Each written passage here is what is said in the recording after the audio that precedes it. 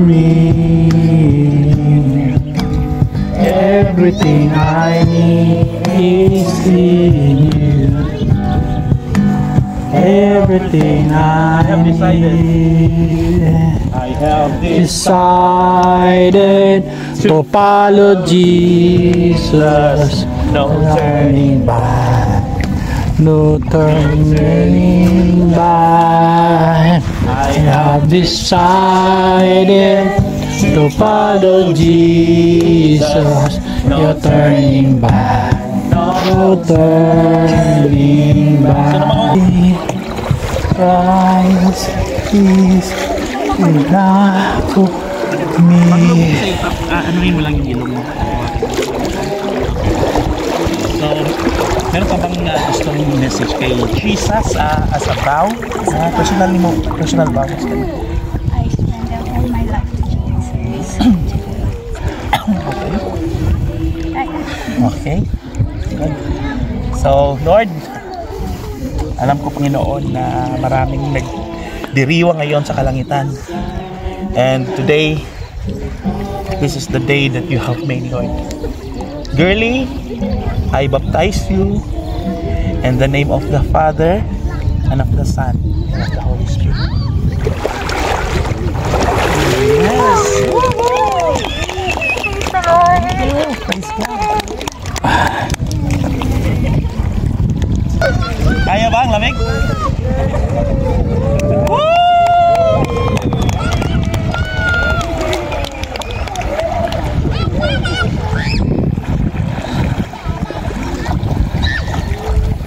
First time mo ba talagang magpa-water baptize? Oo, kasi po nung nasa Japan kami may pandemic. Oh, okay. Dapat doon sana. Nag-decide ka na dapat doon. Oh, so, hindi siya, I believe na may reason kung bakit. Siguro, naniniwala talaga ako na ito ay kalooban ng Panginoon na ako ang magbabaptize sa'yo. Okay? So, meron ka bang message kay Lord, yung personal vow mo sa Kanya, pangako mo sa Kanya bago kita i-baptize? I accept na He is my Savior and to follow Him all the days of my life. No turning back. Okay. Mary, I baptize you with this water in the name of the Father and of the Son and of the Holy Spirit. Yes! Thank you po ba? Ilan ka na, Riley? 13 po. 13? So, alam mo na ang ginagawa mo, no? Hindi ka naman pinilit ni mama mo. Hindi po. Hinihintay ko na po. Oh, praise God. So, this is, talaga, perfect timing talaga. No? And, Riley, ito ay personal na decision mo, no? Walang nagtulak sa iyo, walang pinilit. Dahil naiintindihan mo na, nakilala mo na si Jesus. So, ngayon, nag-decide ka na mag-water baptize. Meron ka bang gustong na message or yung vow, personal vow mo, pangako mo kay Jesus bago mo baptize? Parang better as a person. Parang enough na ma-follow mo talaga siya. Gusto mo bang sabihin sa kanya ngayon? Ito, nakikinig kasi siya ngayon. Say it to Jesus personally.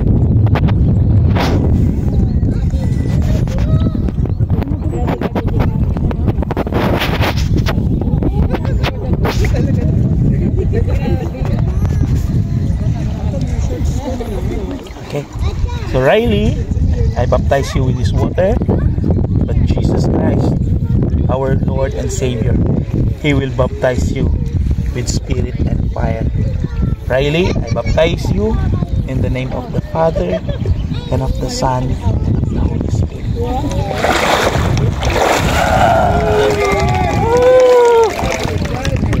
Praise the Lord! That was scary. Whoa.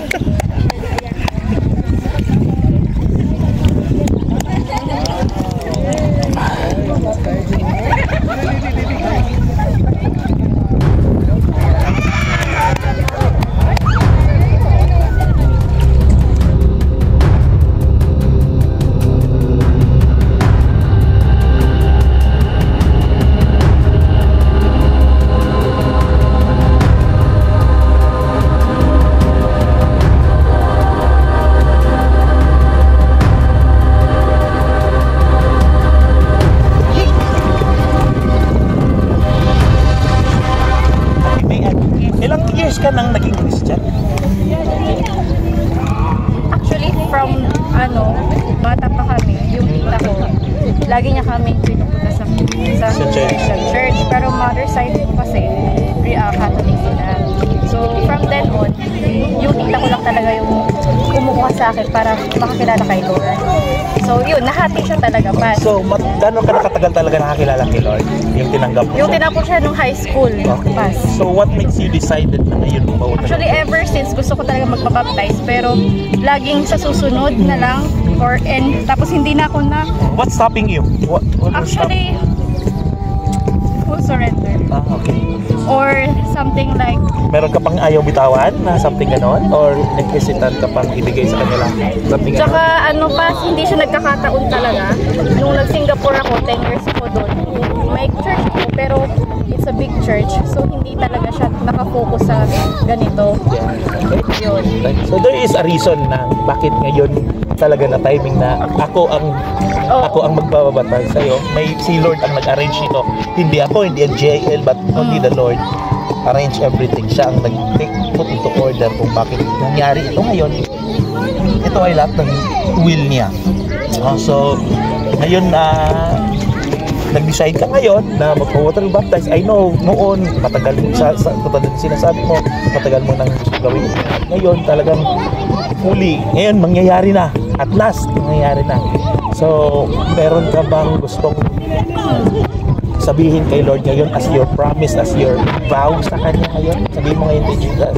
Lord God, take control in my life, Lord, in my family, in my husband, oh God. I fully surrender everything to you, Father God.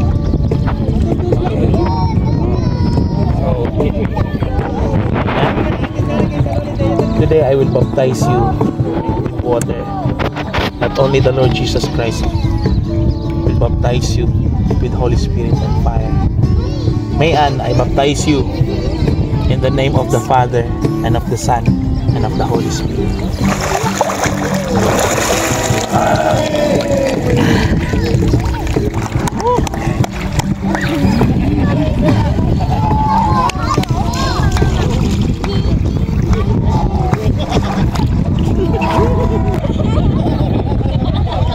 Lamig, no?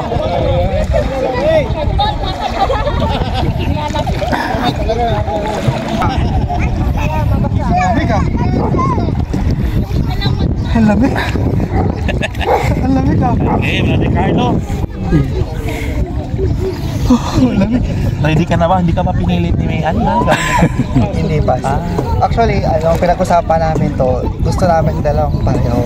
Pero actually, pinag-usapan namin siya, random lang na. Parang gusto ko magpabaptize, tapos ako rin iniisip ko sa parang part of changing our lives talaga.